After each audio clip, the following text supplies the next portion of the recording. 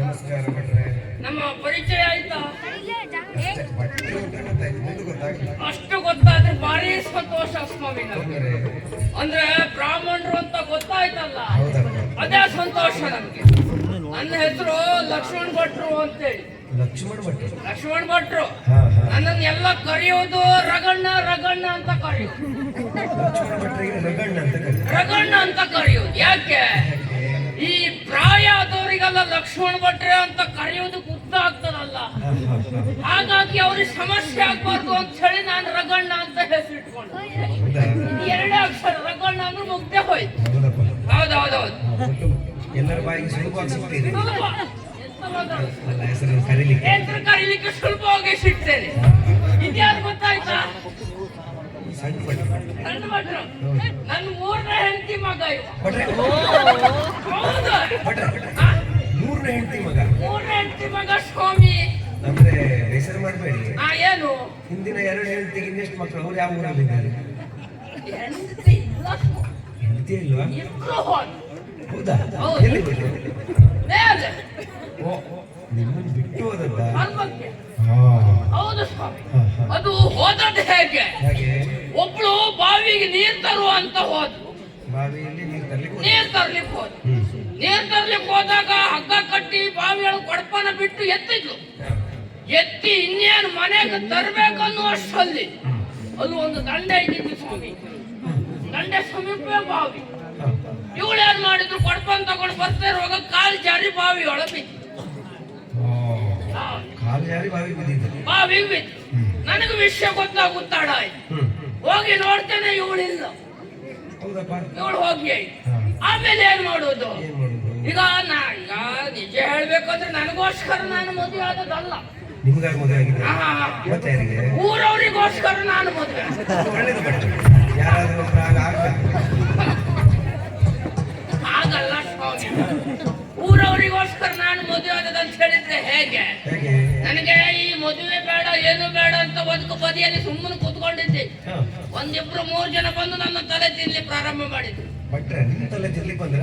ಅಂದ್ರೆ ಏನ್ ಮಾಡುದು ಹೇಳಿ, ಹಾ. ಬರ್ತಾ ಇರ್ತಾರೆ. ಹಾ, ಹಾ. ಭಟ್ರೆ, ನೀವು ಇನ್ನೊಂದು ಮದುವೆ ಆಗ್ಲೇಬೇಕು, ಇಲ್ಲಾಂದ್ರೆ ಆಗುದಿಲ್ಲ ಅಂತ ಹೇಳಿ. ಹಾಗಾಗಿ ಊರವರಿಗೋಸ್ಕರ ನಾನು ಮದುವೆ ಆಗಿ ಊರಿನವರ ಒತ್ತಾಯ ಕೈ ನೀವು ಮದುವೆ ಆದ್ರೆ? ನಾನು ಮದುವೆ ಆಗಿ. ಹೌದು ಭಟ್ರೆ, ಒಂದು ಅಕ್ಷರ ತಪ್ಪಿದ್ರೆ ಏನೆಲ್ಲ ಅನರ್ಥ ಆಗ್ತದೆ. ಮತ್ತೆ ಪ್ರಾಯ ಆಯ್ತಲ್ಲ, ಹೌದೌದು. ಅವಳು ಸತ್ತ ಪ್ರಾಯ ಆದ್ರೂ ಮದುವೆ ಆಗುದು ಬಿಡ್ಲಿಲ್ಲ. ನಾವು ಬಿಡುವುದಿಲ್ಲ. ಹೌದೌದು. ಅವಳು ಸತ್ತೋದದ್ದು ಹೇಗೆ? ಹೇಗೆ? ಹೀಗೆ ಒಂದು ದಿನ ಇಬ್ರು ಒಟ್ಟಾಗಿ ಊಟ ಮಾಡ್ಲಿಕ್ಕೆ ಕೂತ್ಕೊಂಡು ಸ್ವಾಮಿ. ಓ, ಈ ಎರಡನೇ ಹೆಂಡತಿ ಕಥೆ? ಎರಡನೇ ಹೆಂಡತಿ ಕಥೆ. ಊಟ ಮಾಡ್ಲಿಕ್ಕೆ ಕೂತ್ಕೊಳ್ಳುವಾಗ ಅವಳಿಗೆ ಏನಾಯ್ತು, ಒಂದು ದೊಡ್ಡ ಅನ್ನದ ಬಾಗಿ ಹಾಕೊಂಡು ಅನ್ನದ ಉಂಡೆ ಬಾಯಿ ಹಾಕೊಂಡು ಬಾಯಿ ಹಾಕೊಂಡಾಗ ಅನ್ನದು ಉಸಿರು ಮೇಲೂ ಬರುವುದಿಲ್ಲ, ಕೆಳಗೂ ಬರುವುದು. ಅನ್ನದ ಉಂಡೆ ಮಧ್ಯೆ ಗಂಟಲು ಸಿಕ್ಕದೆ. ಹೌದಪ್ಪ. ಮಾತಾಡ್ಲಿಕ್ಕೆ ಬರುವುದಿಲ್ಲ. ಬಿಟ್ರೆ ಎಂತ ಹೇಳ್ತಂತ ನನಗೆ ಗೊತ್ತಾಗುದಿಲ್ಲ. ಇವಳನ್ನ ಏನಾದ್ರೂ ಮಾಡಿ ಜೀವ ಉಳಿಸ್ಬೇಕಲ್ಲ ಅಂತ ಹೇಳ್ದೆ. ತಡ ಮಾಡ್ಲಿಲ್ಲ. ತಲೆ ಮೇಲೆ ಒಂದು ಗುದ್ದಿದೆ ಸ್ವಾಮಿ. ತಲೆ ಮೇಲೆ ಒಂದು ಗುದ್ದಿದೆ. ಒಂದು ಗುದ್ದಿದೆ. ಒಂದು ಗುದ್ದಿದ್ದೆ ತಡ. ಅನ್ನದುಂಡೆ ಕೆಳಗೆ ಹೋಯ್ತು. ಇವಳು ಪ್ರಾಣ ಮೇಲೋಯ್ತು. ಇವಳು ಸತ್ತ. ಎರಡೆರಡು ಹೆಂಡತಿ ಯೋಗ ಇಲ್ಲ. ಯೋಗ ಇಲ್ಲ. ಆದ್ರೆ ಇನ್ನೊಬ್ಳು ಹೆಂಡತಿ ಇದ್ಲು, ಮೂರನೇ ಹೆಂಡತಿ. ಅಲ್ಲೂ ಒಂದು ಸಮಸ್ಯೆ ಆಯ್ತು ಸ್ವಾಮಿ. ಹೌದಾ? ಹೌದೌದು. ಏನ್ ಸಮಸ್ಯೆ? ಈಗ ಮದುವೆ ಆದ ನಾನು ಮದುವೆ ಬೇಡ ಅಂತ ಯೋಚನೆ ಮಾಡಿ ಮತ್ತೆ ಕುತ್ಕೊಂಡೆ. ಕುತ್ಕೊಂಡಾಗ ನನ್ನ ಜಾತಕ ಹೋಗಿ ಒಮ್ಮೆ ತೋರಿಸ್ತೀನಿ ಏನು ಸಮಸ್ಯೆ ಆಗ್ತಾ ಉಂಟು ಅಂತ ಹೇಳಿ. ಹೌದಪ್ಪ, ಎರಡೆರಡು ಹೋದ್ಮೇಲೆ ಮತ್ತೆ ಜಾತಕ ತೋರಿಸ್ಲೇಬೇಕ. ಒಮ್ಮೆ ಹೋಗಿ ತೋರಿಸ್ದೆ. ತೋರಿಸಿದಾಗ ಅವ್ರು ಏನು ಹೇಳಿದ್ರು? ಭಟ್ರೆ, ನಿಮ್ಮ ಜಾತಕದಲ್ಲಿ ಹೆಂಡತಿ ಸಾಯಿ ಯೋಗ ಉಂಟು ಅಂತ. ಹಾಗಾಗಿ ಎರಡು ಹೋಯ್ತು. ಮತ್ತೆ ಬಿಡ್ಲಿಲ್ಲ ನಾನು. ಮತ್ತೊಂದು ಮದುವೆ ಆದಿ. ಮೂರನೇ ಹೆಂಡತಿ ಅಪ್ಪ ಪಾಪ ಅವನು ಜಾತಕ ಹಿಡ್ಕೊಂಡು ಆ ಕಡೆ ಈ ಕಡೆ ತಿರ್ತಾ ಆಯ್ತು. ಅವಳು ಜಾತಕದಲ್ಲಿ ಹೆಂಗುಂಟು? ಗಂಡ ಸಾಯಿ ಯೋಗ ಉಂಟು ಅಂತ ಅವಳು ಜಾತಕದಲ್ಲಿ ಉಂಟು. ನನ್ನ ಜಾತಕದಲ್ಲಿ ಹೆಂಡತಿ ಸಾಯಿ ಯೋಗ ಉಂಟು ಅಂತ. ಹಾಗೆ ಏನ್ ಮಾಡುವುದು? ಅಪ್ಪ ಬಂದ, ಒತ್ತಾಯ ಮಾಡ್ದ, ಏನೋ ಮದುವೆ ಆಯ್ತು. ಮದುವೆ ಆದಾಗ ಈಗ ನಾನೂ ಸಾಯ್ಲಿಲ್ಲ, ನನ್ನ ಹೆಂಡತಿಯೂ ಸಾಯ್ಲಿಲ್ಲ.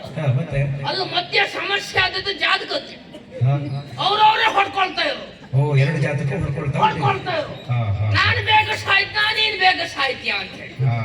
ಅವಳು ಮತ್ತು ಒಳ್ಳೆ ಹೆಂಡತಿ ಅಂದ್ರೆ ಅಷ್ಟು ಒಳ್ಳೆ ಹೆಂಡತಿ ಭಾಗವತ್ರೆ. ನಿಮ್ಮ ಹೆಂಡತಿಯ? ನನ್ನ ಹೆಂಡತಿ ಮೂರನೇ ಅವಳು. ಅಷ್ಟು ಒಳ್ಳೆಯವಳ? ಮತ್ತೆ ಬಂದಿದ್ದಾಳೆ? ಬರ್ಲಿಲ್ಲ, ಬರೋ ಪರಿಸ್ಥಿತಿಯಲ್ಲಿ ಇಲ್ಲ. ಇಲ್ವಾ? ಅಲ್ಲ, ನಾವು ನೋಡ್ಲಿಕ್ಕೆ ಹೇಳಿದ್ದಲ್ಲ, ಸುಮ್ಮನೆ ಕೇಳಿದ್ದೆ. ನೀವು ನೋಡ್ಲಿಕ್ಕೆ ಕೇಳಿದಲ್ಲ, ನಿಮ್ ಬಾಯಿ ನೋಡಿದ್ರೆ ಗೊತ್ತಾಗ್ತದೆ. ಹಾಗಲ್ಲ ಸ್ವಾಮಿ, ಇದು ಕತೆ ಹೇಗಾಯ್ತು? ಒಳ್ಳೆ ಹೆಂಡತಿ ಅಂತ ಹೇಳಿದ್ರೆ ಯಾಕೆ? ದಿನ ಬೆಳಗ್ಗೆ ಎದ್ದ ತಕ್ಷಣ ನನ್ನ ಕಾಲು ಮುಟ್ಟಿ ನಮಸ್ಕಾರ ಮಾಡ್ತೀವಿ, ಅವಳು ಸಮಾಧಾನ ಇರುವುದಿಲ್ಲ. ಮತ್ತೆ ಅಂದ್ರೆ ಯಾಕೆ? ಪತಿಯೇ ಪರದೈವ ಅಂತೇಳಿ ಅಲ್ಲ, ಅವಳು ದಿನ ಕಾಲು ಮುಟ್ಟುದು ಯಾಕೆ? ನನ್ನ ಗಂಡ ಸತ್ತಿದ್ದ ಜೀವಿತ ಅಂತ ನೋಡು. ಹಾಗೆ ಉಂಟ. ನಾನು ಏನು ಮಾಡ್ತೆ? ಆಶೀರ್ವಾದ ಮಾಡುವಾಗ ಹಾಗೆ ಆಶೀರ್ವಾದ ಮಾಡುವುದಿಲ್ಲ. ಅವಳು ಬೆನ್ನಲ್ಲಿ ಎರಡೆರಡು ಗುದ್ದಿ ಆಶೀರ್ವಾದ ಮಾಡು. ಇದು ಯಾಕೆ?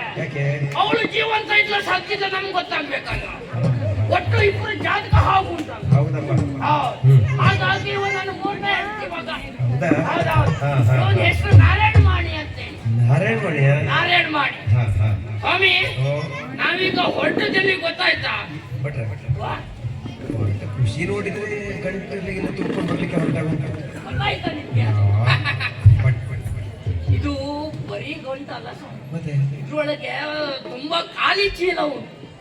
ಹೌದಾ? ಖಾಲಿ ಚೀಲ. ಯಾಕೆ? ಈಗ ಹೋಗುವಾಗ ಏನಾದ್ರು ಹೋಗ್ತೇವೆ, ಊಟ ಎಲ್ಲ ಮಾಡ್ತೇವೆ, ತುಂಬಿಕೊಂಡು ಬರುವಾಗ ಅಲ್ಲಿ ಇವ್ರಿಗೆ ತುಂಬಿಕೊಡೋದು ಚೀಲ ಇಲ್ಲ ಅಂತ ಹಾಗೆ ಬರ್ಲಿಕ್ಕೆ ಆಗುದಿಲ್ಲ ಅಲ್ಲ. ಮತ್ತೆ ಈಗ ಬರುವಾಗ ನನ್ಕೊಂಡು ತುಂಬಿಕೊಂಡಿರ್ತದೆ. ಯಾಕೆ? ಎಲ್ಲ ಇರ್ತದೆ, ಉಳಿದ ತಗೊಂಡು ಬರ್ತೇವೆ. ಹಾಗಾಗಿ ನಾವು ಹೊರಟದ್ದು ಒಂದು ಕಡೆ ದೊಡ್ಡ ಕಾರ್ಯಕ್ರಮ ಮಾಡಿ, ಭಯಂಕರ ದೊಡ್ಡ ಕಾರ್ಯಕ್ರಮ. ಲಕ್ಷೋಪಲಕ್ಷ ಹಾದಿಯಲ್ಲಿ ಜನಗಳು ಸೇರ್ತಾರೆ. ಅಷ್ಟು ಜನ ಅದ್ರಲ್ಲಿ ಏನು ಗೊತ್ತಿಲ್ಲ ನಿಮ್ಗೆ? ಪ್ರಾಚೀನ ಬರುವುದು. ಈಗ ನಾವೆಲ್ಲ ಹೊರಟದ್ದು ಅಲ್ಲಿಗೆ ಹೊರಟದ್ದು. ನೋಡಿ ಸ್ವಾಮಿ, ನಿಮ್ಮ ಹತ್ರ ಮಾತಾಡ್ತಿದ್ರೆ ನಮಗೆ ಸಮಯ ಆಗುತ್ತದೆ. ಅದು ಮತ್ತು ತುಂಬಾ ಮಂದಿ ಸೇರ್ತಾರೆ. ಖಾಲಿ ಅದು ಬಾರಿ ಸಮಸ್ಯೆ. ಹಾಗೆ ತರ್ಬೇಕಾಗ್ತದೆ. ಮಾಡಿ ಹೋಗುವ ಮಗ, ಹೋಗುವ ಅಂತ ಅವ ಬೇಸಲ್ಲಿ ಹೇಳುದು ಯಾಕೆ? ಪಾಪ ಅವನ್ನ ತುಂಬಾ ಸರ್ತಿ ಹೀಗೆ ಮಾಡಿದೆ ನಾನು. ಊಟ ಉಂಟು ಅಂತ ಕರ್ಕೊಂಡು ಹೋಗುದು, ಅಲ್ಲಿ ಹೋಗುದೊಳಗೆ ಊಟ ಎಲ್ಲ ಖಾಲಿ ಆಗ್ತದ. ಇವನು ಉಪವಾಸ ಕರ್ಕೊಂಡು ಬರು. ಇವತ್ತು ಅದೇ ಅನುಮಾನದಲ್ಲಿ ಇದ್ದ. ಅಪ್ಪಯ್ಯ ಊಟ ಕೊಡ್ಸೇ ಕರ್ಕೊಂಡು ಬರ್ತಾರೆ ಅಥವಾ ಹಾಕಿ ಖಾಲಿ ಹೋಟೆಲ್ ಕರ್ಕೊಂಡು ಬರ್ತಾರೆ ಅಂತೇಳಿ ಅನುಮಾನ ಇದ್ದ.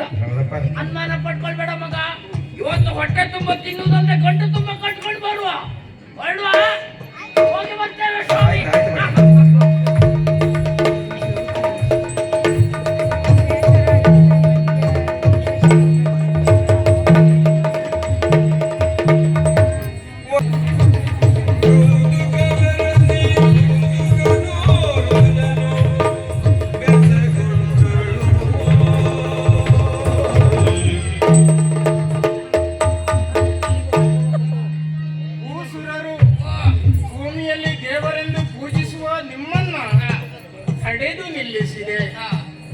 ಯಾಕಂದ್ರೆ ಆಶ್ಚರ್ಯದಿಂದ.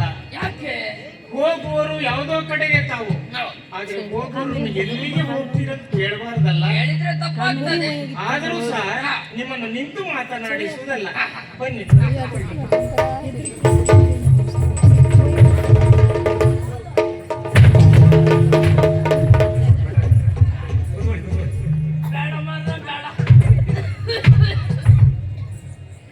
ಅಲ್ಲಿ ಕುಳಿತುಕೊಳ್ಳಲು ಹೇಳಿದೆ.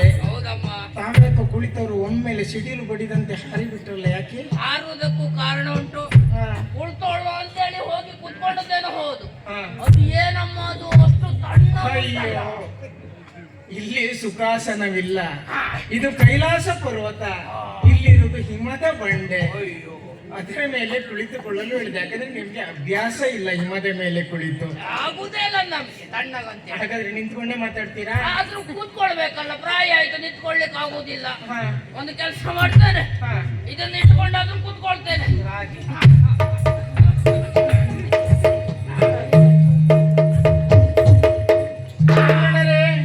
ಮೊದಲಾಗಿ ನಿಮಗೆ ನಮಸ್ಕರಿಸಿದ್ದೇನೆ. ತಾವೆಲ್ಲ ಸಾಲಾಗಿ ಹೋಗುತ್ತಿರುವುದು, ಆದ್ರೆ ಎಲ್ಲಿಗೆ ಹೋಗಬಾರದು ಅಂತ ಯಾರನ್ನು ಕೇಳಬಾರ್ದಂತೆ. ಆದ್ದರಿಂದ ಅಮ್ಮ, ಅಸುರರೇ ಹೋಗುತ್ತಿರುವಂತಹ ನಮ್ಮನ್ನು ತಡೆದು ಹಾ. ಅವಲ್ಲಿಗೆ ಪಯಣ.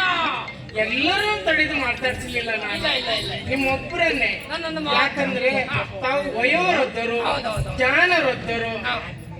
ಈ ಎಳೆಯವರನ್ನ ಕರೆದು ನಿಲ್ಲಿಸಿ ಮಾತಾಡಿಸಿದ್ರೆ ನಿಮಗೆ ಯಾಕೆ ನಾವೆಲ್ಲಿ ಹೋಗುದಾದ್ರೆ ಅಂತ ಕೇಳ್ತಾರೆ. ಪ್ರಶ್ನೆ ಬರ್ತದೆ. ನಿಮ್ಗೆ ಯಾಕೆ ಅಧಿಕ ಪ್ರಸಂಗ ಅಂತಾರೆ. ಖಂಡಿತ ಪ್ರಶ್ನೆ ಆದ್ರೆ ಮಾಡಿ. ವಯೋವೃದ್ಧರು ಜ್ಞಾನವೃದ್ಧರಾದಂತ ತಾವು ಹಾಗೆ ಮಾತಾಡುವವರಲ್ಲ. ಕೇಳಿದ ಪ್ರಶ್ನೆಗೆ ಸರಿಯಾಗಿ ಉತ್ತರ ಕೊಡುವವರು. ಆ ಭರವಸೆಯಿಂದಲೇ ನಾನು ನಿಮ್ಮನ್ನು ತಡೆದು ಕೇಳಿದೆ. ಹೌದಾ? ಹಾ. ಕೇಳಿದ್ದು ಬಹಳ ಸಂತೋಷವಾಯ್ತು ತಾಯಿ. ಹಾ. ಗೊತ್ತಿಲ್ಲದಿದ್ದನ್ನು ಕೇಳಿ ತಿಳ್ಕೊಳ್ಬೇಕು. ಅಲ್ವೇ? ಹೌದೌದು. ಹಾ. ಅಮ್ಮ, ಹ್ಮ್. ನಾವೆಲ್ಲ ಹೊರಟದ್ ಬೇರೆ ಎಲ್ಲಿಗೂ ಅಲ್ಲ, ಪ್ರಾಚೀನ ಬರುವಿ. ಪ್ರಾಚೀನ ಬೈರಿ. ಹೌದೌದೌದೌದು, ಪ್ರಾಚೀನ ಬೈರಿ. ಅಲ್ಲಿ ಹೊರಟದ್ದು. ಅಲ್ಲಿ ದೊಡ್ಡ ಮಟ್ಟದ ಯಾಗ ಯಜ್ಞಾದಿಗಳು ಅಲ್ಲಿ ಅಲ್ಲಿ ಮತ್ತೆ ಭಯಂಕರ ದಟ್ಟವಾದ ಒಂದು ಬಯಲು ಪ್ರದೇಶ. ಹಾ. ಬಯಲು ಪ್ರದೇಶದಲ್ಲಿ ಬೆಟ್ಟ ಬೆಟ್ಟ ದೊಡ್ಡ ಬೆಟ್ಟ. ಹಾ. ಹೌದು, ಯಾವುದು? ಯಾವ ಬೆಟ್ಟ? ಆ ಬೆಟ್ಟ ಅಲ್ಲ ತಾಯಿ, ಹಾ. ದನದ ಬೆಟ್ಟ. ದನ? ದನಕ್ಕೆ ಬಾಲ ಉಂಟು, ದನದ ಬೆಟ್ಟ. ದನಕ್ಕೆ ಬಾಲ ಇದ್ದೇ ಇರ್ತದಲ್ವಾ ಬ್ರಾಹ್ಮಣ? ನೀವೇನು ಹೇಳ್ತಾ ಇದ್ದೀರಾ? ಯಾವುದನ? ಯಾವ ದನ? ನಾನು ಹೇಳಿದ್ದು ಆ ದನ ಅಲ್ಲ ತಾಯಿ, ಹಾ. ಧನ ಧನ. ಓ, ಧನ. ದ. ವಿತ್ತ. ಆ ದನಕ್ಕೆ ಬಾಲ ಉಂಟು. ಓಹೋ, ಹಾ. ಹೌದೌದೌದು. ಹಾ. ಆ ರಾಶಿ? ಆ ಬೆಟ್ಟದಷ್ಟು ಏನು ಆ ದೊಡ್ಡ ರಾಶಿನೇ ಯಾಗವ? ಯಾವುದು? ಏನಂದ್ರೆ ದಕ್ಷ ಪ್ರಜಾಪತಿ. ದಕ್ಷ ಪ್ರಜಾಪತಿಗಳು ಹೌದೌದು, ಯಾಗ ಮಾಡುವುದು. ಯಾಗ ಮಾಡೋದು. ಹೌದೌದು. ಆಯ್ತಮ್ಮ. ಹಾ. ಅಮ್ಮ, ಹಾ. ನಿಮ್ಮ ಹತ್ರ ಮಾತಾಡ್ತಾ ನಿಲ್ಲೋಕೆ ನಮಗೆ ಸಮಯ ಇಲ್ಲ. ಹಾ. ಅಲ್ಲಿ ಎಷ್ಟೆಷ್ಟೋ ಜನ ಬರ್ತಾರೆ, ಹಾ. ಮತ್ತೆ ನಮಗೆ ಜಾಗ ಸಿಗುದೇ ತುಂಬಾ ಕಷ್ಟ. ನಿಂತ್ಕೊಳ್ಳೋಕೆ ಆಗುದಿಲ್ಲ. ನಾವು ಹೊರಡ್ತೇವೆ. ಹೋಗುವ ಮಗ.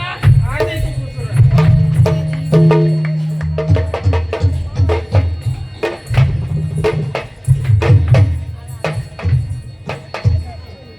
ಇಬ್ರು ಹೋಗಿ ಆಯ್ತು. ಓಹೋ, ಹಾ. ಹೌದೌದೌದು. ಹಾ.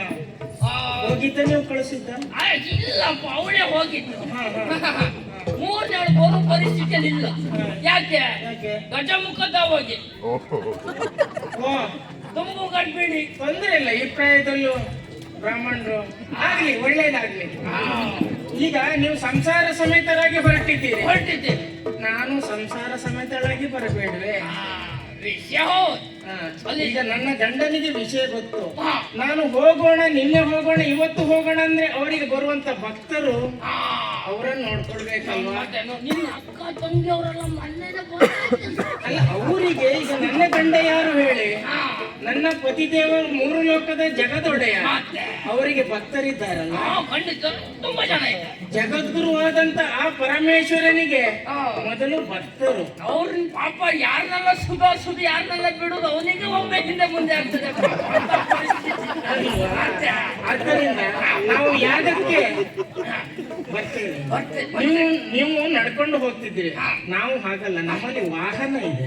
ವಾಹನ ಉಂಟಾ? ಹಾ. ನೋಡಿ, ನಮ್ಮ ಪ್ರಾಚಾರವೇ ಇದು, ನಮ್ಮ ಹಣೆ ಬರವೇ ಇದು. ನಿಮ್ಮಂತವ್ರಿಗಲ್ಲ ಪ್ರಾಯ ಏನಾಗ್ಲಿಲ್ಲ, ನಿಮ್ಗೆಲ್ಲ ತಿರ್ಗಾಡೋದಕ್ಕೂ ವಾಹನ. ನಮ್ಗ ಪ್ರಾಯ ಆಗಿದೆ, ಒಂದ್ ಹೆಜ್ಜೆ ಇಡುವುದಾಗುದಿಲ್ಲ. ನಮ್ಮನ್ನು ಯಾರೂ ಕೇಳೋರಿಲ್ಲ, ಬರ್ತೀಯ ಅಂತ ಕೇಳೋರಿಲ್ಲ. ವಾಹನ ಅಂದ್ರೆ ನಿಮಗ್ ಗೊತ್ತಿಲ್ವಾ? ಎಂತ? ನಮ್ಮ ನಂದಿ. ನಾವು ನಂದಿಯನ್ನೇರಿ ಬರ್ತೀರಾ? ಸಂಸಾರ ಸಮೇತರಾಗಿ ಬರ್ತೇವೆ. ನಾವು ನಡ್ಕೊಂಡು ಗಂಡನನ್ನು ಹೋಗ್ತೇವೆ. ಸೇರಿಕೊಂಡು ನಾವು ನಡ್ಕೊಂಡು ಹೋಗ್ತೇವೆ. ಆದಿ. ಅಮ್ಮ, ಅಲ್ಲಿ ನೀವು ಬರ್ತೀರಿ, ಹೌದು. ಹೌದು. ಆದ್ರೆ ನಿಮ್ಮ ನಮ್ಮ ಅಪ್ಪನ ಮನೆಯಲ್ಲಿ ಯಾಗ ನಡೆಯೋದಲ್ಲ. ಬರುವುದೇ ಹಾ. ನಿಮ್ಮ ಮದುವೆಯಲ್ಲಿ ಮತ್ತೆ ನಿಮ್ಮ ನಾಮಕರಣದಲ್ಲ ಹೆಚ್ಚಿಗೆ ಓಡಾಡಿದ್ದು ನಾನೇ. ಹೌದಾ? ಅದೇ ಬಂದವ್ರನ್ನೆಲ್ಲ ನೋಡ್ಕೊಂಡು ಉಪಚರಿಸಿದಲ್ಲ ನಾನೇ. ಹೌದಾ?